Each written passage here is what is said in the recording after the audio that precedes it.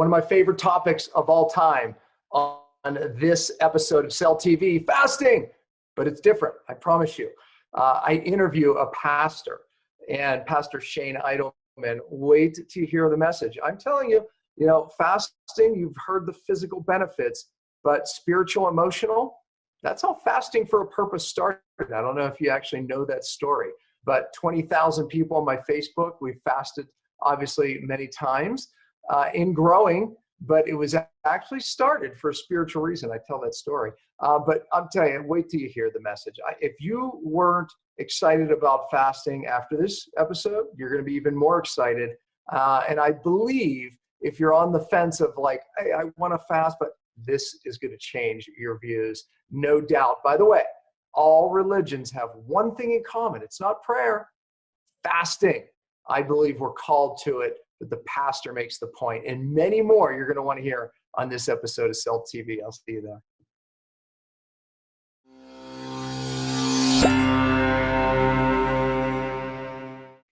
Hi, everyone. Welcome to Cellular Healing TV.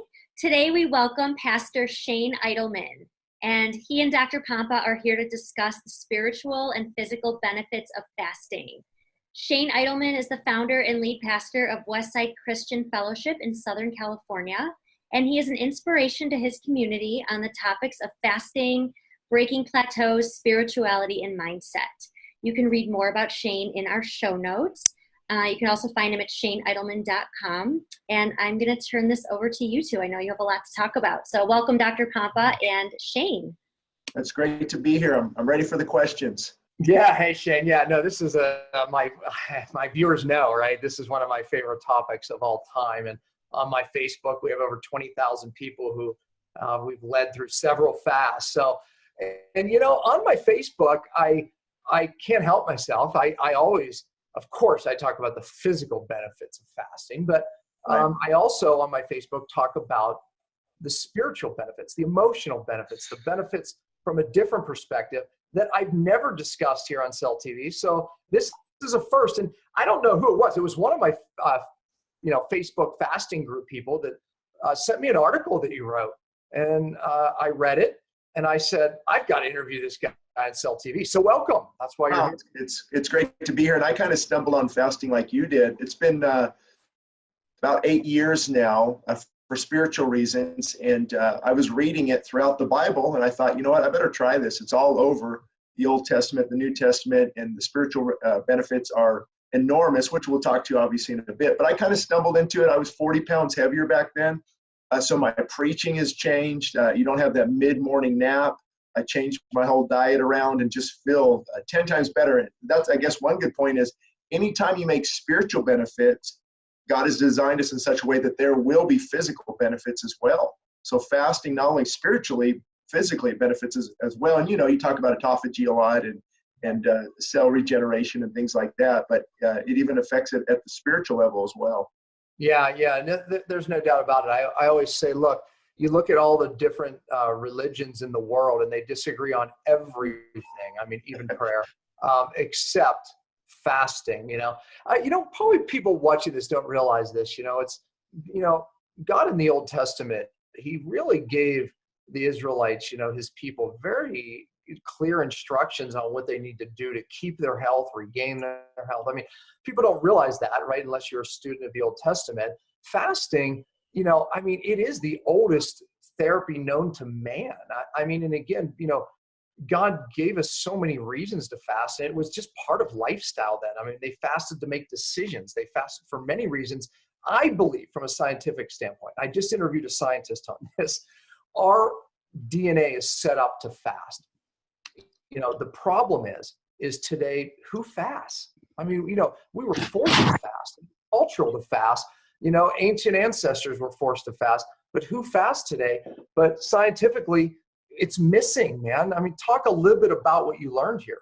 Well, when I started diving into fasting, first I obviously studied a lot in the Bible, and you're right. People used it for direction. They used it to seek God, and it might be good to really sum it up really quick. From a spiritual perspective, what you're doing and why all religions agree on this is because you are actually starving the flesh. The thing that wants to eat too much and drink too much, and this nature inside of us that is hell-bent on not doing what is right. And so what you do is you actually starve the flesh. I know to some people it might not make sense, but you take away a lot of that strength that it has. For example, gluttony and alcoholism is often related. When you give over to one area of life, it takes you down another area because your flesh is in control. So everyone from, like you said, Muslims and Hindu and different religions, they will fast because they realize the strength of bringing the flesh, the carnal man, whatever we want to call that. I know as a pastor, some of these terms might not make a lot of sense. But let's just say the dog, I heard Billy Graham talk about an analogy once where there's an evil dog and a good dog within us constantly battling. And whatever dog wins is the one you feed the most.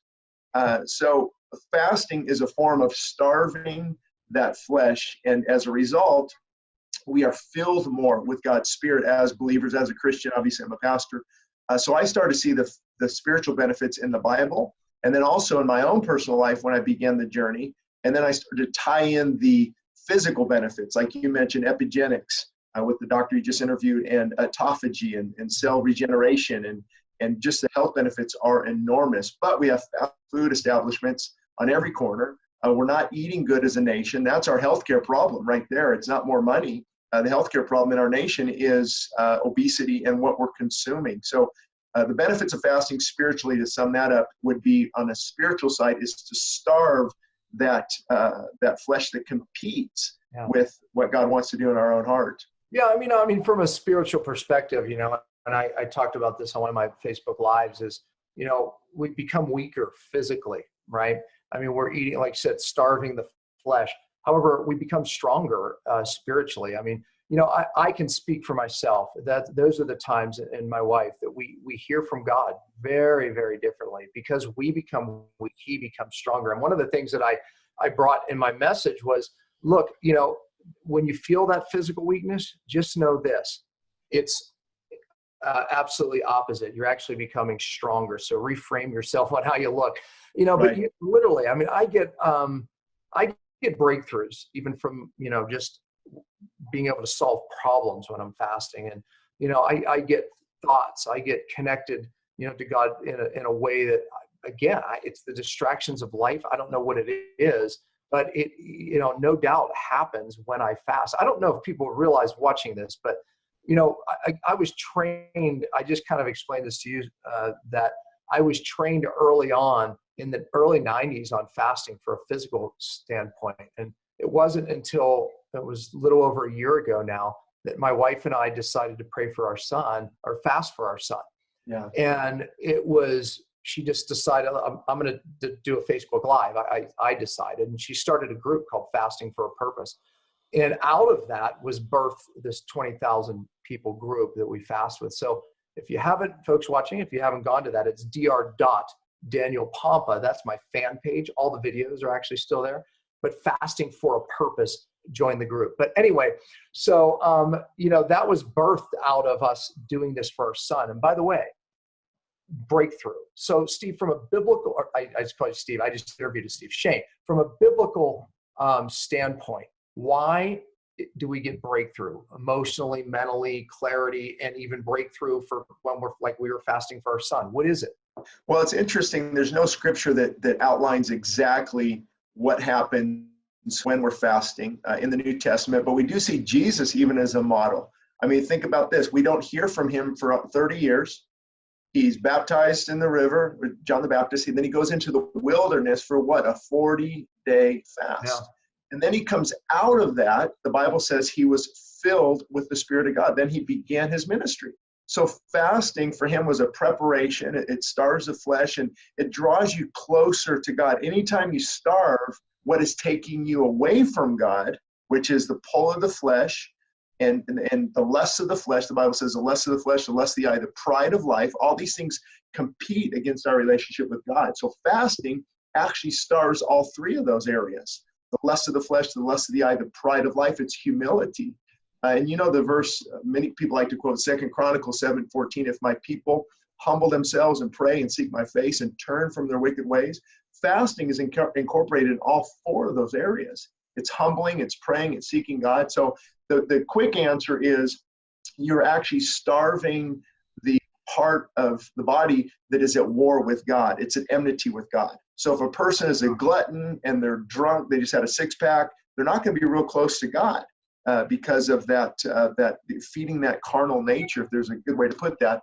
Also, all the coffee, the sugar, the caffeine. I mean, it's a drug, that's it's a central nervous stimulant, has a lot of adverse reactions. So what this does, it's basically you stop feeding the thing that is pulling you away from God, and you say, Lord, I'm drawing close to you. I'm going to deny my flesh. And really, what is the value of something when it costs us something? To give up, broccoli isn't costing us much. That's pretty easy to do. But when we say, Lord, I'm going to go without food for a day or a couple meals or a couple days, the longest I've ever went is nine days on just water. You start to grow spiritually. The Bible comes alive. The prayer life is dynamic. Worship penetrates your heart. And you just feel so much closer to God, because I think you're starving to some degree that element that pulls you away from God, if that makes sense. Yeah. Yeah. Specifically, what are the, God tells us, hey, fast when. Give us some of those whens. Like, so if people are watching this going, yeah, I need a breakthrough in my life. One of these times that the Bible urges us to fast. Well, in Matthew, it's interesting. Jesus said, when you give, when you pray, and when you fast. It's not really an option. So I would encourage most people to just step out in faith, and we don't, should I pray about praying, or do I just pray? Do I pray about giving, or just give? And so it should be part of the Christian faith. However, to answer your question, Ezra prayed for faith, he fasted for direction in the Old Testament.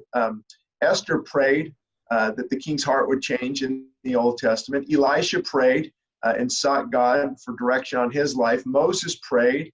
You see all these people praying. Usually it's for a breakthrough, like you said. Or fasting and praying, yeah. Yeah, fasting and praying. I need a breakthrough in this, financially, relationally. One of the scriptures that some Bible translators are put in dispute, but I think the principle is there, is when Jesus said, this kind does not go out except by prayer and fasting. And he was talking about a demoniac, a boy being delivered from a demon. And he told his disciples, this kind, what you're dealing with here, is not going to come out except by prayer and fasting. What you're doing is you're holding on to heaven. You're pulling down heaven.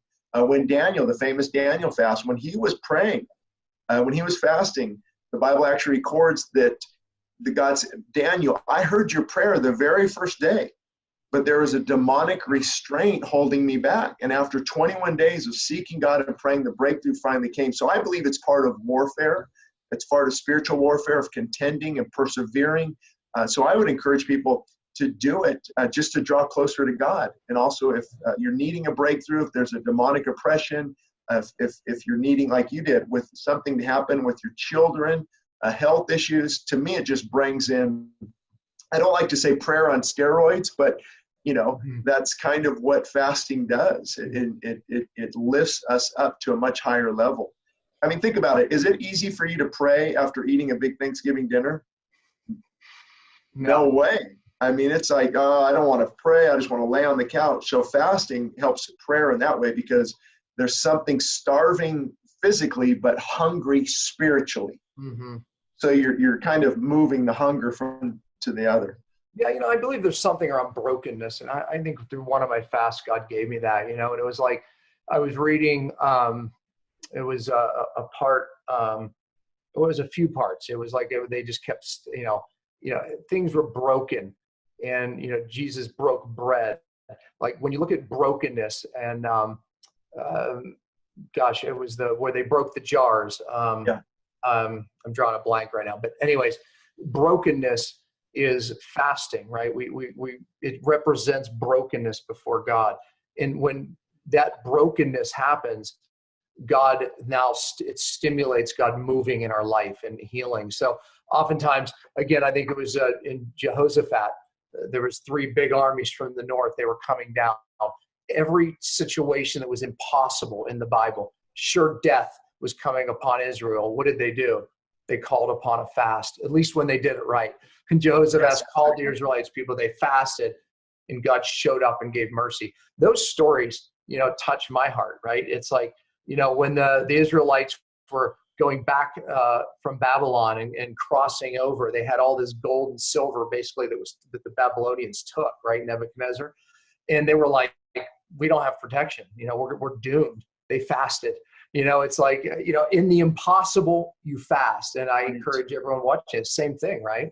Well, yeah, and you know what? You had a great point at the beginning of this just a few minutes ago, that God says, I will not turn away a broken and contrite spirit, a broken and contrite heart. I look to that person. My eyes go to and fro to look for that person. So what better way to be broken and humble before God than saying, I'm not going to eat, God, until you answer, until I meet you, until I find you, because it costs something. It's hard to go a few days without anything. I mean, you're fighting that desire, that hunger. So it's really transferring a hunger for food to a hunger from God. But you're right. Broken and contrite spirit. It's humbling. Jehoshaphat, it was. I hear a voice. I don't know. I don't know where that's coming from. Is it Ashley? Ashley, you might want to mute yourself. Anyways, it was actually Gideon that I was thinking about. Not Gideon, the sound I just heard. Yeah. Gideon, it was interesting, right? Because again, there was a situation there that, it was desperate. I mean, they were outnumbered, 300 against hundreds of thousands. How possibly could they win? God had them break the jars. Again, it represents just brokenness. Here we are weak. There's no way we could win this battle, again, to modernize it, whether it be cancer, whether it be your children's, whatever it is, brokenness. It represented us coming to God. And that's what fasting, that was that word that God gave me about fasting. Is it? Well, I think that's good. And that's what people should take away from this, because where do we get our olive oil from? The olive is crushed. Where do we get perfume from? Broken. The flower is crushed. And I know I love A.W. Tozer, and he said, God will not use a man greatly until he has hurt him deeply, meaning broken before God, because like you said at the beginning, in our weakness, understanding I can't do this without you, God, I need you, and through that weakness you're strengthened. So for me, fasting should be an everyday part of our lives. Don't get discouraged, if you blow it, you get back on track. And so many people, I think, just aren't prepared for the withdrawals. That's what I'm seeing. I'm gonna stop alcohol and cigarettes and processed food and sodium nitrates and caffeine, and then it's like an addict going through withdrawals, and they get frustrated and defeated. So you just taught recently or wrote the book on how to prepare to fast. Mm-hmm. That is so important. Yeah. And how do you prepare your heart? You break, your heart has to break. Yeah, exactly. I mean, I believe, again, we're meant to fast for emotional, spiritual, and physical reasons. And, because of the lifestyle that we live today, it's important to prepare for a fast, because I'm sure you've seen it in your congregation, like as I have, just people fast and their life falls apart. It becomes very impossible because they're so stuck with today's living from every aspect, right? Constant stimulation, food, sugar, all of it. There's preparation needed today to fast. And I believe fasting will change your life. It has yours, Pastor. It has mine. When people say, what is the most profound thing, that you've ever done for your health? It's fasting. I've watched, my wife was diagnosed with a pre-cervical cancer, fasting. She fasted for 11 days. And to the doctor's surprise, they didn't need her services. She didn't need her services, right? When he said, you'll be back, wasn't. I watched my 12-year-old son fast for 11 days and just transformed his addictions as far as, food. So, and of course, we've hundreds and hundreds of testimonies from very sick people, but I've watched people break through from addiction. I've watched emotional things. I've watched people fast for their children. This last fast that we just did, we were fasting. A woman, her daughter was told that her baby should be aborted because it was maimed. And our fasting group started praying. The last report last week back was, well, it actually looks like, things are good, maybe just missing one kidney. That baby was going to be aborted. And one of the things I had our group praying for, and I know you upset everyone always, but, these late term abortions, we fasted and we prayed, for that, because I believe that these decisions are beyond political. I believe there's good people on both sides of the aisle that are really very against this, and I believe it could be the downfall for our country. So fast and pray for that, folks. Absolutely, without a shadow of a doubt. And you mentioned with the disease aspect, you would know this more than I do, obviously, but they're finding that cancer is more metabolic than genetic. Absolutely. You know, metabolic meaning metabolism, when our food converts energy, and the toxic effects of what we're consuming, and glyphosate and all the Roundup and different things. And so fasting, I mean, it should become a disciplined part of a person's life. And you know what helps? It helps you discipline your whole life. So Paul said, I bring my body under subjection. I discipline my body. And Paul said, through much travail and much fasting. And it was, if you look at the early church fathers, Irenaeus, Polycarp, Ignatius, Justin Martyr, fasting was just part of life. And I know you've heard of probably John Wesley, Methodist. He wouldn't ordain a person unless they fasted Wednesday and Friday. You know, I mean, that's a little hardcore, but what he's saying is, if a man can't discipline his body, he's not fit to lead others. And there's a lot of truth in that, because it is a discipline that I think helps. For me, it flows into into all different disciplines. People are struggling with lust. If they fast, it kills it. Now, it doesn't mean it doesn't come back again, but there's a discipline of what's taking place in the body. Yeah. I mean, feast, famine, and we're stuck in feast mode. Our bodies are designed to fast for, again, our minds. You know, we're craving it as a nation right now. I believe, you know, as a people, as a human, you know, we're stuck with abundance, really, and that there is consequences to that. I believe by adding fasting into your world, I mean, your life will change. I'm telling you, it will. I mean, there is no doubt about it. How long ago was your first fast? You know what I would say? It's funny. I look at the videos, and I'm 40 pounds heavier back then, and I think it was 2011, and I just got up in the morning and just going throughout the day, and I could feel my blood sugar. I thought I was hypoglycemic, borderline hypoglycemic, but come to find out I was really addicted to sugar. You know, so many people are misdiagnosed. I mean, the body is designed to fast. Your body will regulate its own blood sugar levels. It will release hormones at the correct level at the correct time. But I actually barely got it through my first day. I had a little bit of orange juice, but I had ups and downs, tremendous downs. And then I started to get into a little bit more and encourage people. The first couple of days can be really difficult because your body's going through some serious cleansing. So you want to make sure maybe it's a vacation day. You're not working, you're not around people if possible.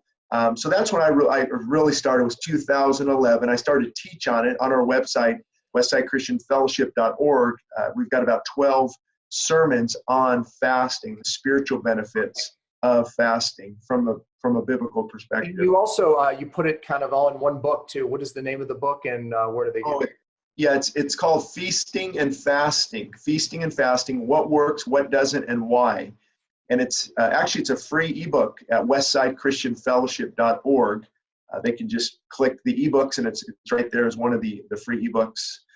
And many years ago, I was a district manager for 24-Hour Fitness. I don't know if you have that in your area, but it was with, we merged and became a big corporation. And you didn't talk about fasting in the fitness industry, bodybuilding, and it was, man, no way. Ruins your metabolism. I mean, the whole thing. Everything's the opposite. It ruins your metabolism. It fixes your metabolism. Exactly. As you know, fasting, I mean, eating takes up, 50% of our energy. It's very taxing on the body, and trying to assimilate and then get rid of the junk we're eating. It's just, I think it's a great discipline that we should incorporate. If people are wondering how, I would suggest starting with a meal or two if you haven't done it before, and then building up. But I think you can chime in even more. So I think that the benefits, you're going to have to probably plan on a 3-day water fast to really start to get benefits. But the longer you go, the more benefits they're seeing. Exactly. So more to tell people, well, here's what you need to do, because it also, what you're trying to accomplish will also determine how long you're fasting. Like in your wife's case, you could have went weeks. or she could have went weeks to get rid of that cancer, because when autophagy takes place and the body begins to consume the cancer cell, the cancerous tumor, that's not a quick process sometimes. No, exactly. And longer fast, you can dial into that autophagy in a much greater. Yeah, in my new book coming out, Beyond Fasting, we take people, we get them fat adapted. So it's a 7-week program. And we talk about how to move into a ketotic state. And then we start skipping meals. Or actually, the first thing we do is take snacks away, because believe it or not, the average American is eating between 17 and 21 times. Now, I know people think they're not, because they're not sitting down to a meal, but they're eating a handful of nuts, the kombucha, the boom, boom, boom. And it's all of that. Every time you raise glucose and insulin, it's a meal. So that's I heard you say that a month ago, and I was like, I don't know. And I watched, and you're right, because you grab some cashews, a little bit later, a Kavita drink, a little bit later, grab this, and I was up to 12 times after lunch. Yeah. It's amazing. So, I'm sorry, people think of that as like sitting down to a meal. I'm like, no, it's not really how it works. But anyways, so, and then the next week we miss a meal, right? Then we start intermittent fasting. So that fat adapts. So then I imply my diet variation principle, where we'll go one day with one meal, and then we add a feast day in there, because the feasts are actually as important as the fast days, because it reminds the body it's not starving. And then we enter into the fast, and then the last week is how to break the fast. But so it really is, to your point, there's a way to prepare to get fat adapted. So when you get in, here's the whole thing is, you can benefit once you become very metabolically flexible and fat adapted. What takes people 4 days to start benefiting from a fast, you can actually start benefiting one day in a fast. And so yeah, you've got the body ready. I should throw this out there too, just in case. If a person feels that God is leading them to a fast, I would say do it. Go cold turkey and deal with it. Because I've known people that said, Shane, it wasn't that bad at all. I'm like, you stop Krispy Kreme and coffee and fast food? And she goes, yeah, I'm sleeping great. I'm like, that's a miracle. I believe that too, man. If God puts on your heart, just do it. Yeah. We prepare people to maximize the physical benefits. Absolutely. But when you're talking about when God puts it on your heart, you just fast. Like my wife said, fast for your son. You might want to clarify too what you mean by fat adaptation. Adaptation is when the body's adapting to burning calories in a certain way. Yeah, so using fat, your cells can use two things for energy, sugar or fat. When you become adapted, now you're able to use fat as an energy. Most Americans are stuck hormonally as sugar burners, meaning they can't go back and forth. So what happens when they're not eating? They either crave sugar or carbohydrates, or it'll break their muscle down into sugar, right? I mean, it has to get sugar. So it's either a craving, and if you're strong enough to do without the craving, it'll break your muscle down. So becoming fat adapted is to get your cells to actually use fat for energy when you're not eating. What's the easiest way you would recommend people do that? Basically by cutting out mainly the complex carbs and a lot of the sugar? Yeah, so I teach on ketosis. I'm not a believer in staying in ketosis. I'm right there with you, because overall it's not a good spot for the body to stay. Exactly. Our bodies are meant to be in and out of that state. It's survival. I just met somebody this week, last month, and his cholesterol was at 400. He's eating butter and turkey and bacon, and they don't understand. I'm never touching beans. I'm never touching fruit, but they forget about the antioxidant properties in the fruit. The beans, look at the bacteria, the probiotic benefits. Absolutely. Yeah. Wow. And it feeds your good bacteria. See, when we look at our ancestors, they were forced in times of eating beans and legumes and all kinds of vegetables and fruits. And then there's times where they ate lard for 3-4 months, right? I mean, because that's all that they could do, right? Or there was, times of famine. And so our bodies need those different times. But yeah, so to get fat adapted, you can drop someone's carbohydrates under 50, and it'll force them eventually into a ketosis state. Yeah. And again, so fat adapting and then starting that fasting principle, you will get more out of your fast. I mean, there's no doubt, because you're basically putting yourself in the way our ancestors were, very metabolically flexible, meaning you can go back and forth from sugar burner to fat burner. That's a very healthy place to be. So like for me, right, if I'm not in ketosis and I'm eating just even a plant-based diet, if I go without food for, maybe I don't eat till 3 p.m. In the afternoon, my ketones will be, 0.9, 1.0. I'll go into ketosis quickly. Yeah, because that's being metabolically flexible, but it's because I fast a lot, right?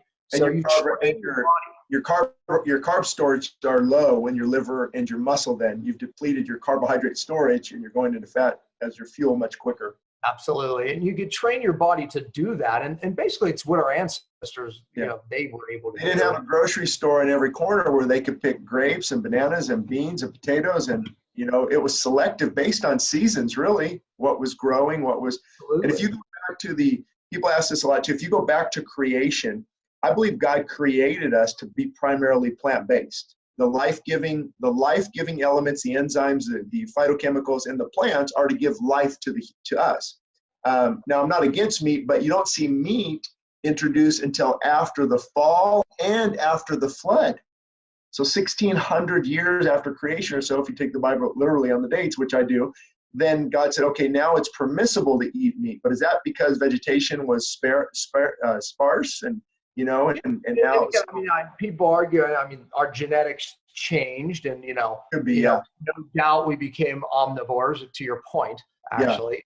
But, and then add from that plant-based diet in times of what our ancestors did, right? Times of ketosis. Absolutely. We were eating higher fat, higher meat, and there's massive benefit there. But if you stay in those times, there's no doubt it can be detrimental. But again, my argument, and I make the argument in book, is, we have our camps, we have our vegans, we have our paleo, we have our ketosis people, we have our vegetarians.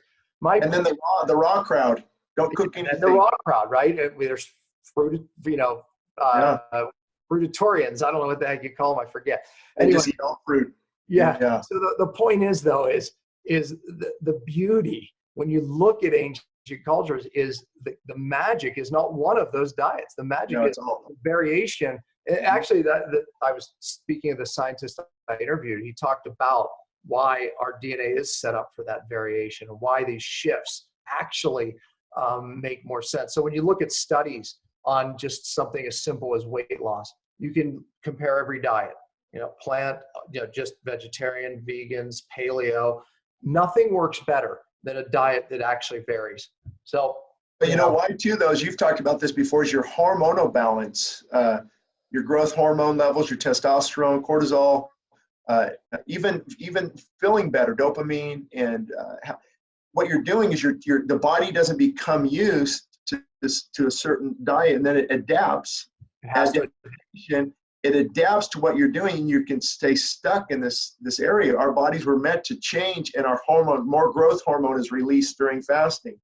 You have more of cortisol is released here, testosterone, then it's declining, and then you see this wonderful balancing act, and it goes back to how we were created. We were not created to go and open a refrigerator and eat whenever we want, as much as we want, and we're definitely paying the price now.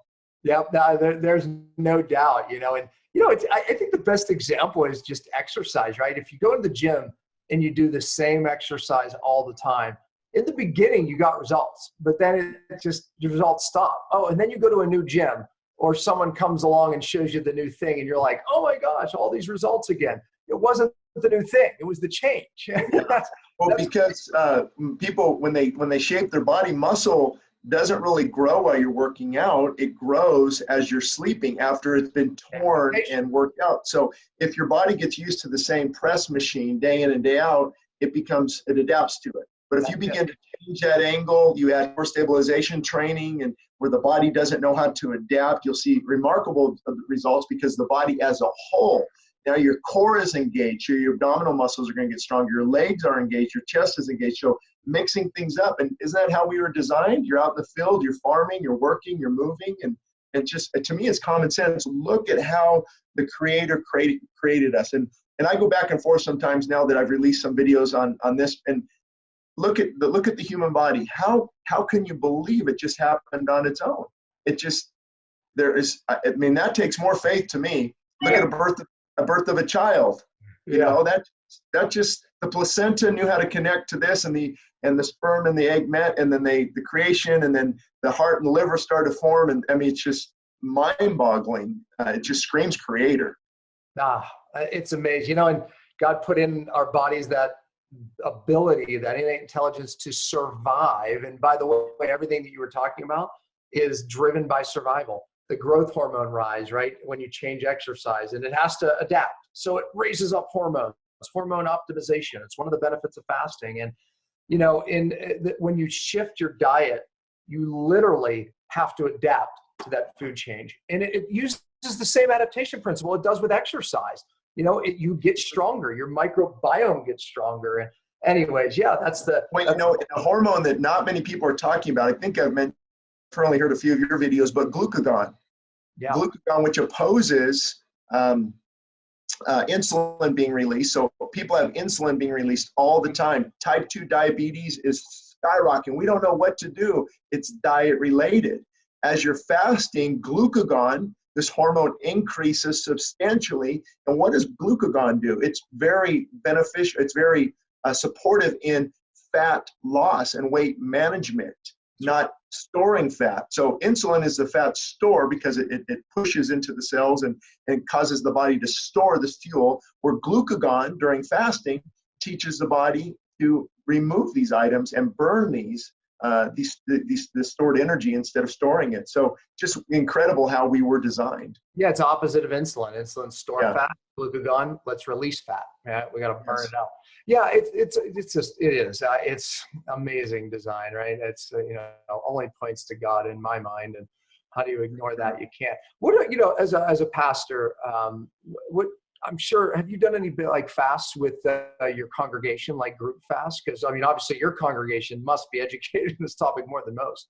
Yeah. Well, we try to. The hard part with corporate fast, we've grown quite a bit as a church, so it's hard to have everyone involved because you have working moms. You invite them. Yeah, we're expecting our 5th child, and that will change some things for my wife fasting. Obviously, you don't want to. I don't really recommend that. Pregnant moms and breastfeeding, and you obviously need that fuel. But corporately, funny you said that. We started a 40-day fast, and people can do water throughout the time. They can do like a Daniel fast, I don't really call it a Daniel fast because you're not fasting. It's really a Daniel eating program, but you are starving that fleshly elements of wanting meat and dairy and sugar. And we have seen.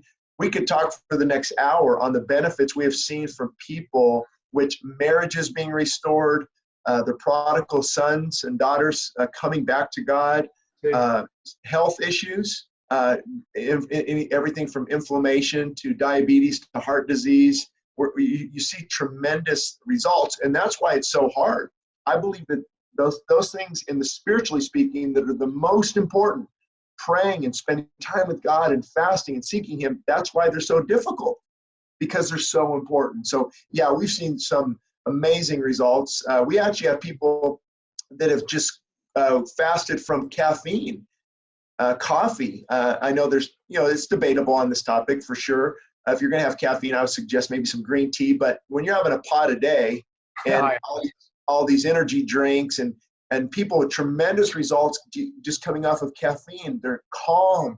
They don't fight and argue with their spouse as much. They don't get upset in traffic, and just so fasting, I would encourage people to take it to God and say, what area do I need to work on? What do I need to remove from my life? And begin removing those things and plan.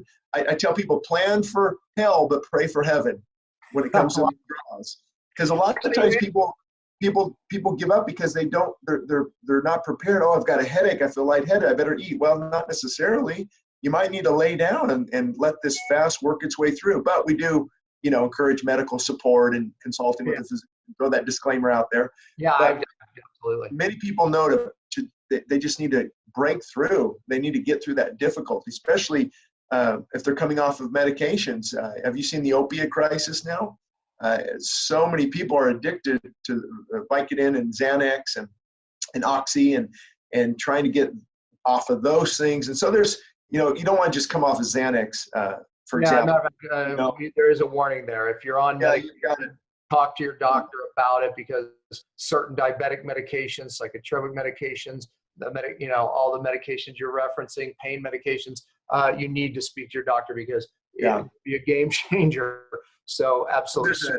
It's a weaning off process because you're restabilizing the brain chemicals, and there's a process of walking the body back through and back down to a healthy state.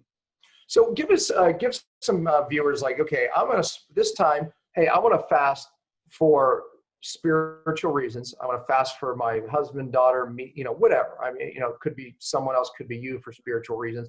Give some people some advice on, what you would recommend you do.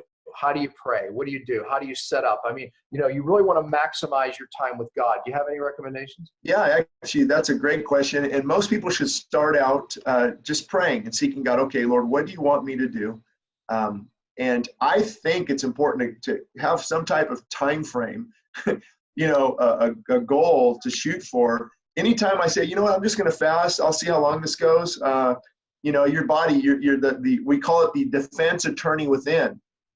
He talks you out of that fasting as quick as you got into, I'll start Monday. It wasn't a good day. And then I start fasting, let me start after this potluck. And, so I would say, okay, I'm going to do this for a week. I'm going to use this first couple days to get off all the junk food, processed food, caffeine. I'm going to cleanse my body. And people don't realize how hard of a fast that is. That's not an easy venture at all, to starve yourself of all these things you've been addicted to. So I would encourage people to get with God, set up a commitment, 7 days, 10 days, 21 days of maybe using the first week to get healthy, and then start, like you said, adaptation, getting the body ready. I think there's wisdom in that. I think it's wise to prepare, and then you set the goal and you pray and you fast. We don't want to forget about praying and fasting. Now, ironically, you're going to find that you have a lot more time when you're not eating. I was shocked how much extra time. I mean, you're talking, 2-3 hours extra a day that you have. And so set that time aside and pray and seek God. And let's say after 4 days, you just snap and you grab some cashews, like I've done in the past. You get back on track. Now, you might lose some of the benefits of the autophagy and ketosis and things, but we're doing it for spiritual reasons. God doesn't look at perfection. He looks at your heart. And it's the heart that's set and going in the right direction, not that's perfect. Now, I don't want to give people permission to just indulge, but I want to encourage them. I mean, my first 1 week fast, I had a scoop of raw protein powder with a little rice milk at night just so I could get to sleep, because the growth hormone levels were high, cortisol release, and I could not get to sleep. I had a speaking engagement the following morning, and I just got back on track the next morning. I fell forward. So I hope that answers your question. I would have a plan, whether it's one day, I'm going to miss breakfast and lunch, and I'm going to go into this slowly, or whether it's 2 days or 3 days, just have a plan in place and then honor that commitment, try to honor that plan and ask God, what he wants you to do. And I believe we'll get this sensing, we'll get this direction of what we need to fast. I know there's people in our congregation who have fasted 20 to 40 days, water only. And it can be done. You don't die. I mean, the record is over a year and a half. Yeah. They monitored him at the Scotland University. Mm-hmm. He was taking supplements during that time. We don't recommend it, but the body can go because you're not starving. You're not starving. If you're 20, 30 pounds overweight, you've got a good month's worth of caloric intake there, of caloric reserves that you can burn.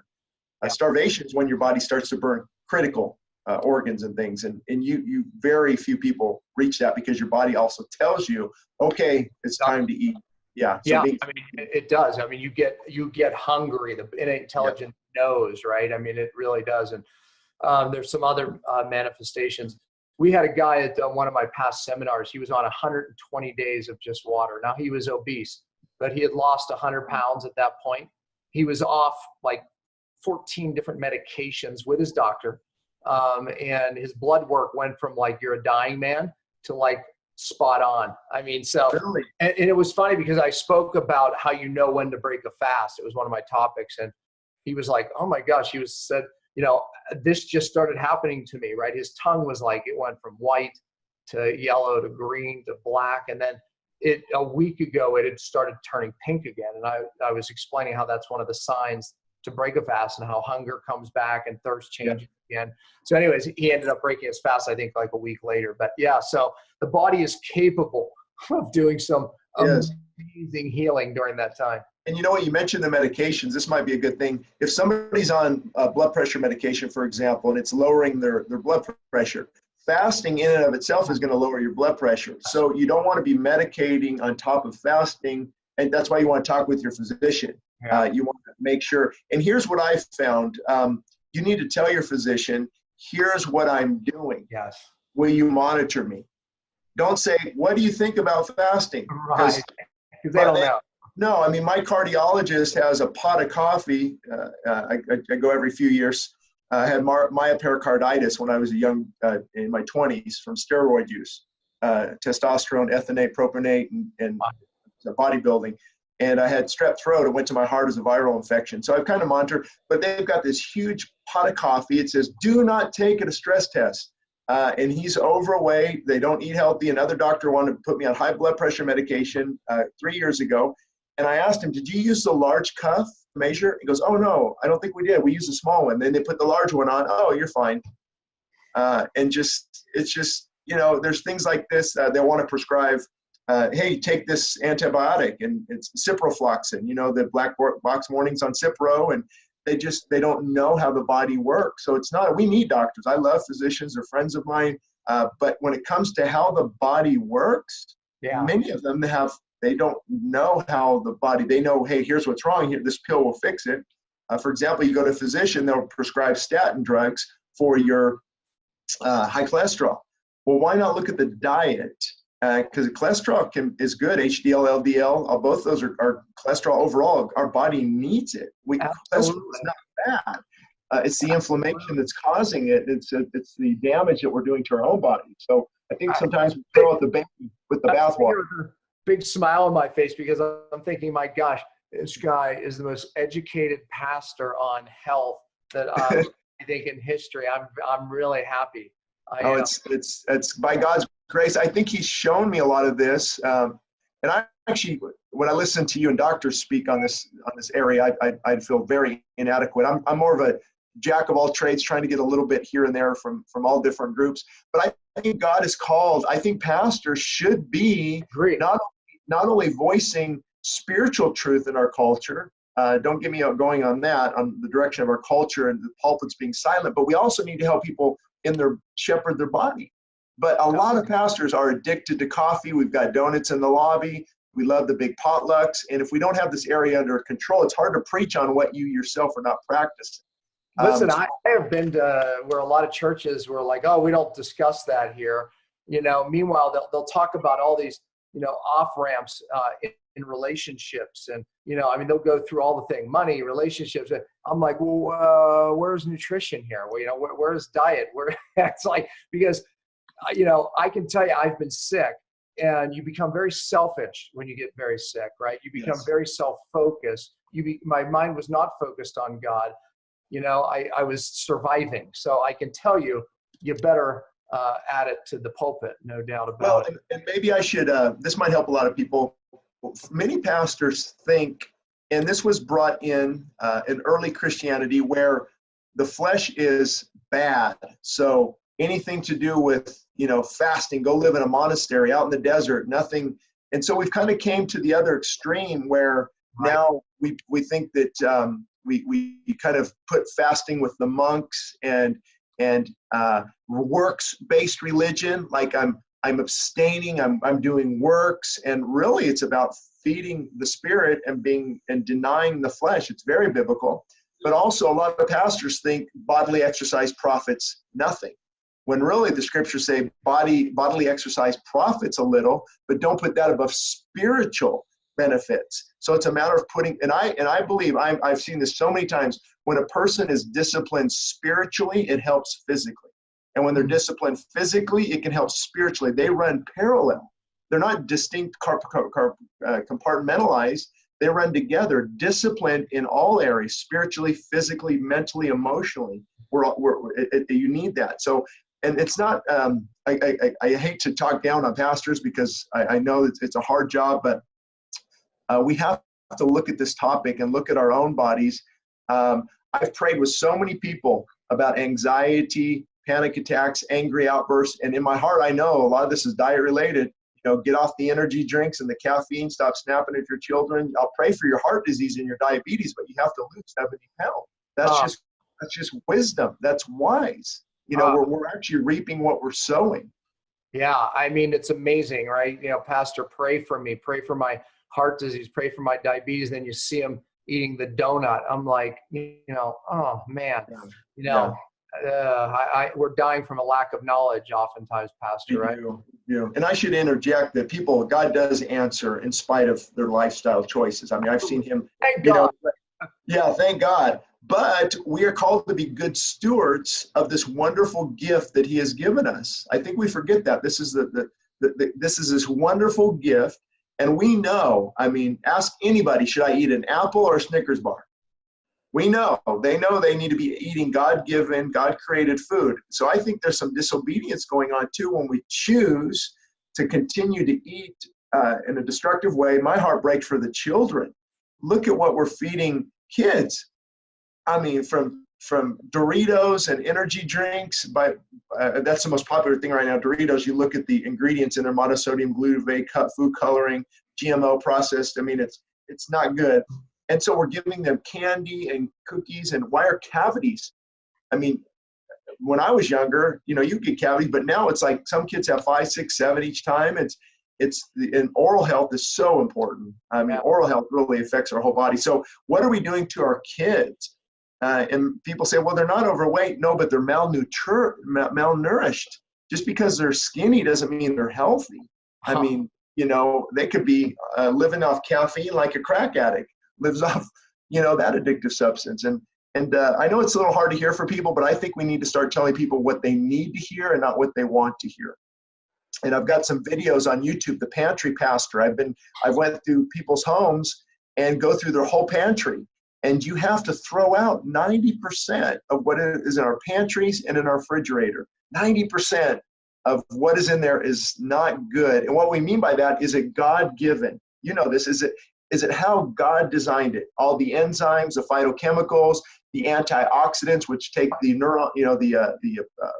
free radicals, they fight the free radicals. And so you're eating God-giving, God-sustaining, life-giving food, or you're eating dead food from a factory. I'm just surprised we've made it this long with this type of lifestyle. I hope your congregation grows to beyond your expectations, because you're speaking some stuff that not many pastors are speaking. Let me tell you something. What a balance you are. I have to say, and balance is the key. That's the key. Yeah. When we look at why people are sick, beyond even physical, mentally, spiritually, in every aspect, it's this imbalance, lack of homeostasis in their spiritual well-being, their physical and their emotional well-being, and look, fasting's a part of it, but all these other topics that you're hitting on is a huge part of it. One last word, advice for people on this topic, fasting. If you had one last word for them, what would it be? Give me a good leading question. Yeah, here I am watching the show, right? Well, here I am. Thinking about the person watching the show going, I'm worried about fasting. Should I fast? What would your advice be? Well, number one, overconsumption is killing us. Fasting doesn't. But I would encourage people to fall forward. I don't know too many people who said, you know what, I'm gonna fast, and they've actually accomplished a 3-day water or a 4-day fight. There are people, I know them, but the majority of people I'm seeing, they start out and it's so hard, so difficult that they just give up.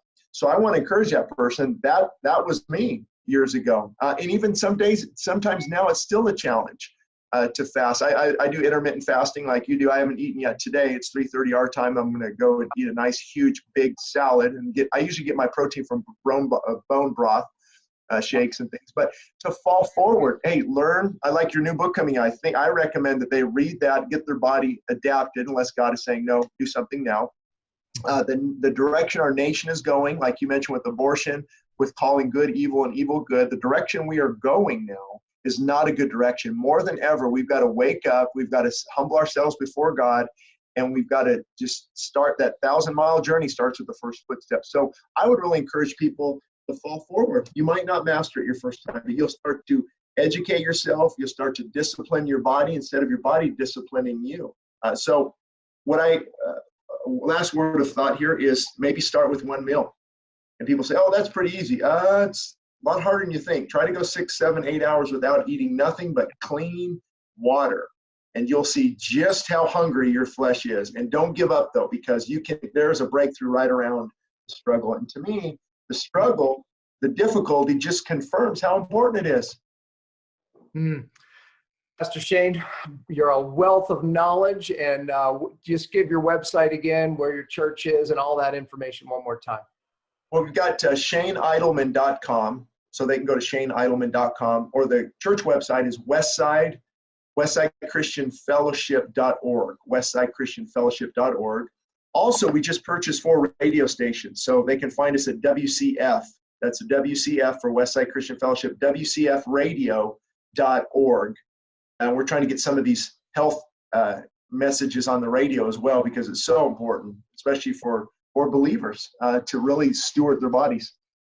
Absolutely. Where's your church located exactly? We're in Southern California.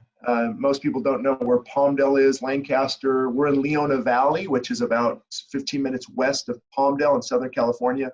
So I just tell people an hour north of Los Angeles.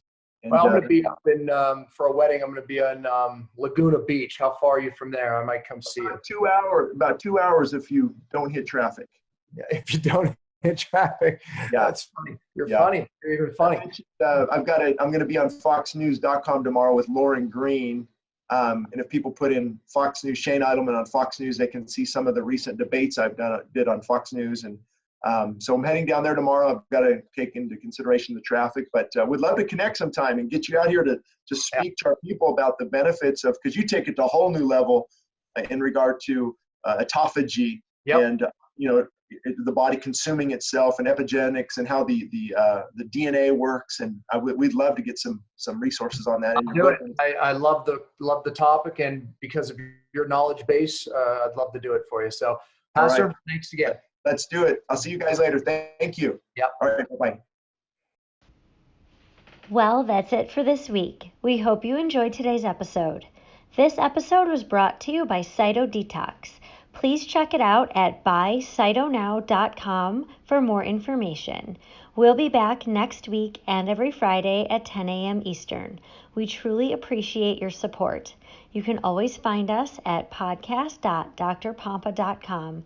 And please remember to spread the love by liking, subscribing, giving an iTunes review, and sharing the show with anyone you think may benefit from the information heard here. And as always, thanks for listening.